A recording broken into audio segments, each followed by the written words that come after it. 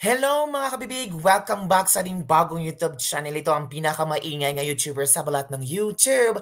Ako si Kabibig, maglebak-lebak na dyan with evidence. First and foremost, magpapasalamat po ako sa sobra ninyong pagtangkilik sa panunood nyo sa aking mga videos, sa pag-like, sa pag-share, sa pag-subscribe, lalo na sa mga bagong membro na mga lebak-lebak with evidence. Kumusta at welcome sa ating YouTube channel. Dito ang ating libak-libak is with an evidence. Nako, masyasaka talaga sa eksklusibong pasabog ni Direk Daryl Yap laban kay Risa Hontiveros. Nako, ang babaeng ito, walang utang na loob pala. Grabe, manggagamit, sabi ng ilang mga netizen after nilang nabasa ang post ni Direk Daryl Yap. This is a story between VP Sara Duterte at Risa Hontiveros. Noong mayor pa si VP Sara Duterte ay lumapit pala itong si Risa Hontiveros. Kalerke ang isiniwalat ni Direk Daryl Yap. Sabi ni Direk Daryl Yap sa kanyang istorya mga kabibig pa, ito ha, noong kasagsagan now na kung saan ay tumakbo itong si Risa Hontiveros, nangangailangan ito ng tulong sa Davao. Knowing ang Davao ay hindi masyadong dilawan. Knowing ang Davao, let's face the reality, hawak ito ng mga Duterte. So ang ginawa ni Risa Hontiveros, ito mga kabibig, sabi ni Direk Daryl Yap, wala talaga akong respeto rito kay Risa Hontiveros. Wala kasi akong respeto sa makapal na ang mukha, walang utang na loob, traidor pa. O, galing yan kay Direk Daryl Yap ha. Noong 2016, remember, 2016, minadali at halos pilitin niya si VP Sara Duterte na magkaroon siya ng local handler sa Davao. Wow, grabe talaga ang word ni Daryl Yap. Minadali at halos pilitin. So there's a possibility na nagmakaawa itong si Risa Hontiveros kay VP Sara Duterte. Di ba? Kasi minadali at halos pilitin.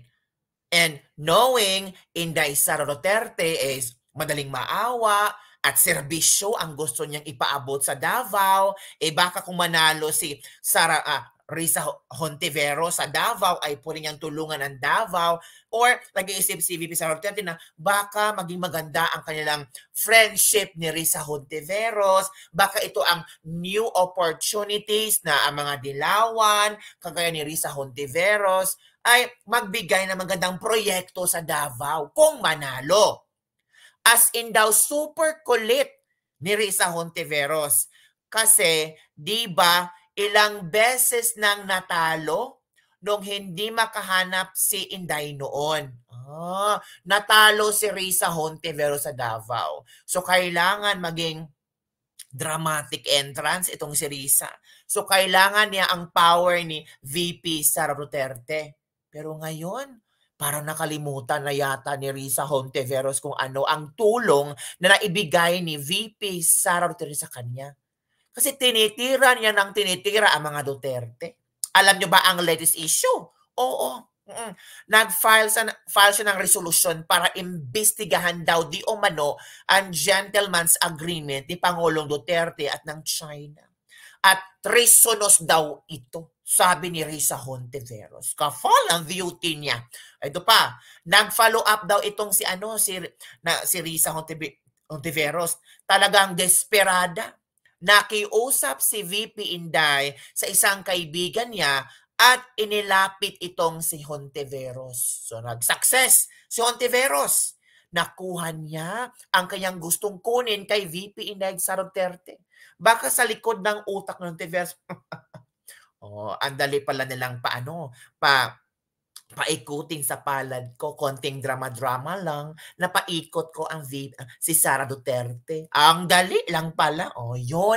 We don't know kung ganun ang pag-iisip ni Hontiveros. So, ayun, awa ng Diyos, pagkaupo, siniraan agad si Presidente Duterte.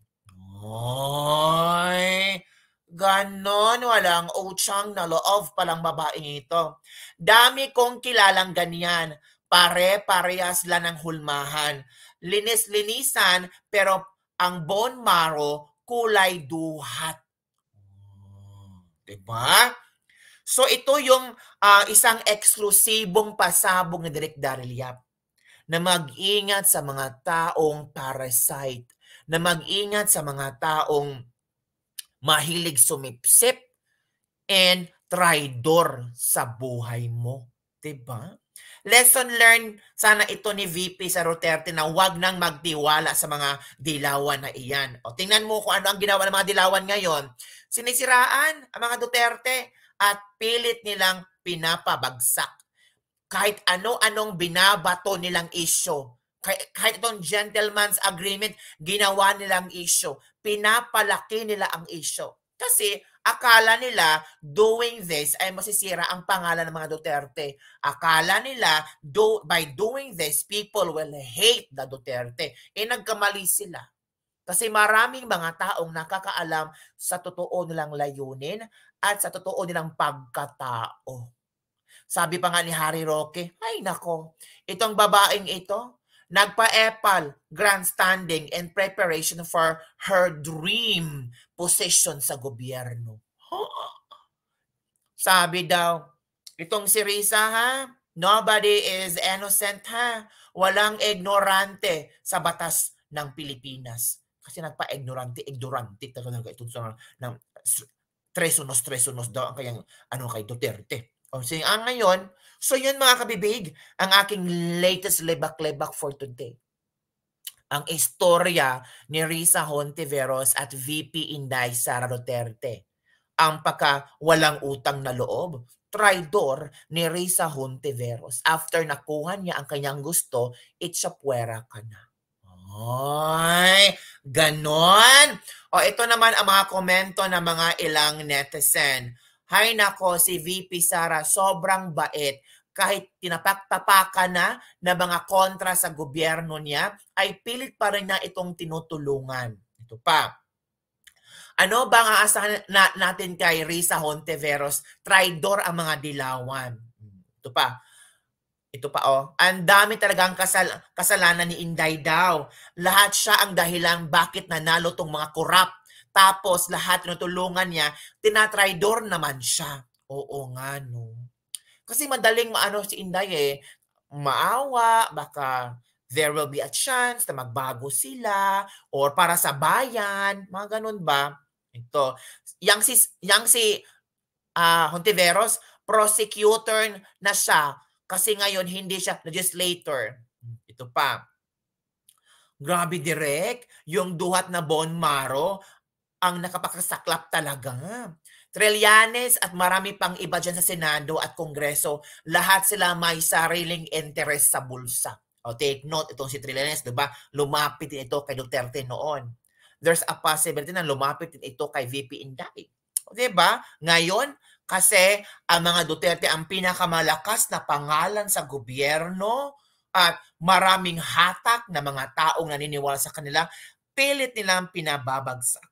Mag-iisip sila ng issue na ipapahid sa mukha ng mga Duterte para magmukha silang tae. Pero hindi sila magtatagumpay.